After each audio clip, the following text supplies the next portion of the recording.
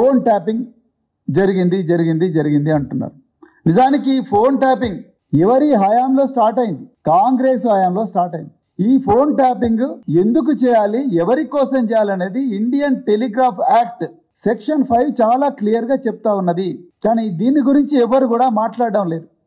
ఇవాళ కాంగ్రెస్ పార్టీ సిగ్గు లేకుండా ఇవాళ మేము ఒక్కొక్క మినిస్టర్లు అయితే ఇవాళ పిసిసి అధ్యక్షుడు మహేష్ కుమార్ గౌడ్ ఈయన నా ఫోన్ ట్యాపింగ్ అయిందంటాడు. అదేవిధంగా జూపల్లి కృష్ణారావు ఆయన కూడా నా ఫోన్ ట్యాపింగ్ అయిందంటాడు. కొండా విశ్వేశ్వరరెడ్డి ఆయన పేరు లేకపోయినా పోయి నన్ను కూడా పిలవండి అని చెప్పి ఆయన నా ఫోన్ ట్యాపింగ్ అయింది అంటాడు. అదేవిధంగా ఇగో జూపల్లి కృష్ణారావు నా ఫోన్ ట్యాపింగ్ అయింది అంటాడు. అదేవిధంగా కొండా విశ్వేశ్వరరెడ్డి పోయి ఈయన కూడా నా ఫోన్ ట్యాపింగ్ అయింది అంటాడు.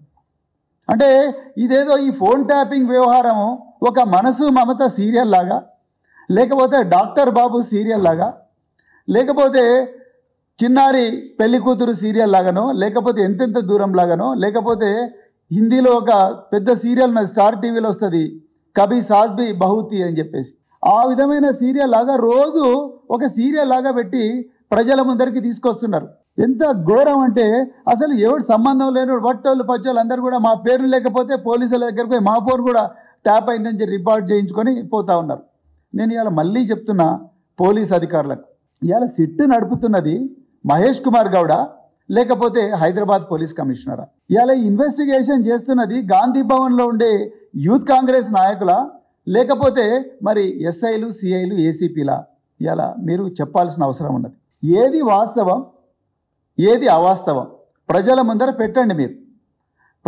మీకు నిజంగా ఇంత కీలకమైన ఇన్వెస్టిగేషన్ అని మీరు అనుకుంటే మీరు ప్రతి వారం హైదరాబాద్ సిటీ పోలీస్ కమిషనర్ ఆఫీస్లో ప్రెస్ మీట్ పెట్టి ఈరోజు మేము ఇంతమంది స్టేట్మెంట్ రికార్డ్ చేసినాం, ఈ విధంగా ఎవిడెన్స్ వచ్చింది, ఇంతమంది బాధితులు మా దగ్గరికి వచ్చిండ్రు, వాళ్ళు ఈ విషయాలు చెప్పండి అని మీ చట్టం పర్మిట్ చేస్తే చెప్పండి. కానీ ఇవి చేయకుండా రేవంత్ రెడ్డి ఆదేశాల మేరకు మీరు ఒక మహా టీవీ ఛానల్కో లేకపోతే ఇంకేవో 10 యూట్యూబ్ ఛానళ్ళకో ఇంకా రకరకాల యూట్యూబ్లు చెప్పి చాలా అశ్లీలకరమైన థంబ్నెయిల్స్ పెడుతూ మౌనమే అంగీకారం, సిగ్గుంద ఆడవాళ్ళ ఫోన్ వినడానికి, కేసీఆర్ కొంపలో ట్యాపింగ్ కుంపటి, రాత్రికి రాత్రి రాకపోతే చదవడానికి కూడా ఇబ్బందిగా ఉన్నది. ఇలాంటి థంబ్నెయిల్స్ ఇవ్వమని మరి మీరు లీక్ చేస్తున్నారా, లేకపోతే రేవంత్ రెడ్డి కార్యాలయం లీక్ చేస్తున్నదా, ఆయన పర్సనల్ టీం లీక్ చేస్తున్నదా?